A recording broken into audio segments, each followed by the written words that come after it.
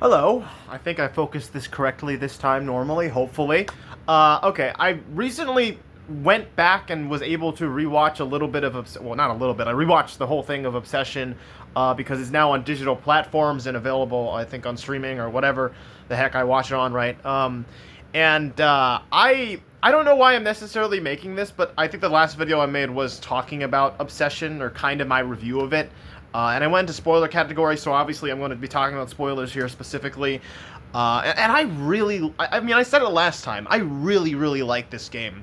I mean, sorry, not game, movie, sorry. I came back from work, okay? I watched it, like, yesterday, alright? So, I, I, this might be one of my favorite movies of all time, honestly. Especially after rewatch as well, even though the first time was probably, the best, time to watch it. But obviously in theaters, especially a lot of times when it comes to movies, I have a hard time understanding a lot of things, especially within the story. Usually I end up focusing on other things either around me or it's really distracting on a lot of things. Not that I wasn't, just not distracted on the movie, it's just that it's hard to catch up onto a lot of things. And I remember last review I mentioned, I think, a lot of things.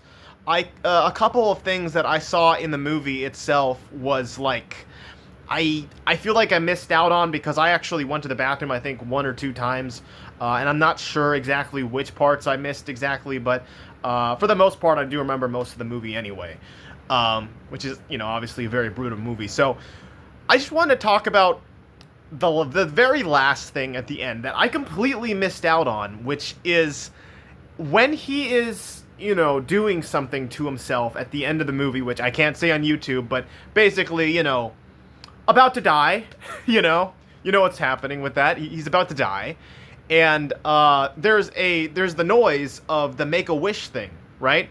And you hear the snap of it. I completely missed out on that part at the end of the movie. I don't know what it is, but I didn't even think about it because I thought he immediately just said, "Screw it. This is my last moments that I am going to, go up to, Nikki, the girl that I really, really liked, and finally just look at her and see her, before I go away, and appreciate the moments, despite me going away." And I didn't realize that Nikki, in her state, of not really being Nikki and loving him so much, that she ends up breaking the wish thing and making the wish of, assumably, him loving him back. I don't remember hearing her specifically say that, but I would assume that is what happens, because I didn't hear that break snap thing, and I find that I found that, like, more saddening too. That, like, because that's what I mentioned last time, because I was really confused when comments were saying on other stuff of the movie that the movie was like he didn't care about Nikki, and I still think to an extent he definitely did, like, in a way. I don't think he just completely didn't care about her necessarily, but I understand it way more now, thinking, especially with that, and I know there was all those other parts too. There was all those other parts as well, and it's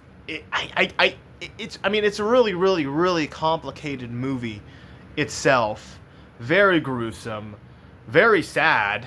Like, Nikki is the one with, like, the absolute worst, to deal with at the film, and who knows what's going to happen afterward.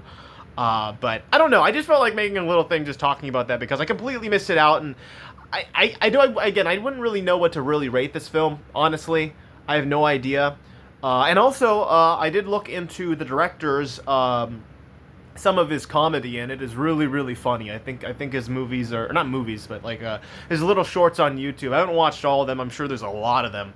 But I think one of the characters from the movie, I already forgot his name. Of course I did, because I always forget. Which was actually last review. I didn't even know the main character's name, which his name is Bear.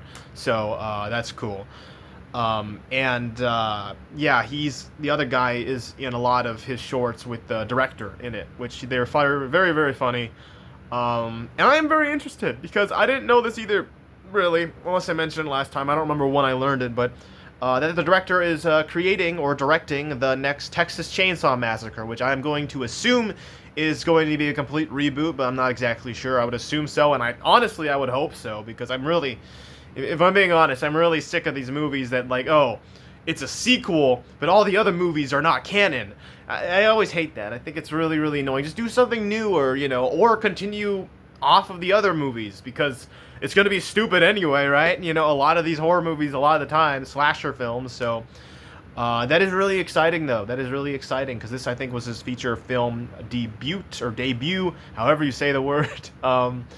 And I'm really, really looking forward to his Texas Chainsaw stuff. And hopefully he does I heard he does want to do a little mini-series of the Wish thing, which I'm very interested in the dynamics, or, well, really, how would that work in that universe? Because it is really weird that it's just kind of accepted to an extent that the wishes are existing on that planet. So I don't know, I just felt like talking about it. I will be talking about Supergirl very, very soon. I have not seen the movie yet, but I am currently reading the comic, and hopefully I'll make a little video on that very, very soon. Otherwise, I love that movie. I love Obsession so much. I am obsessed with Obsession.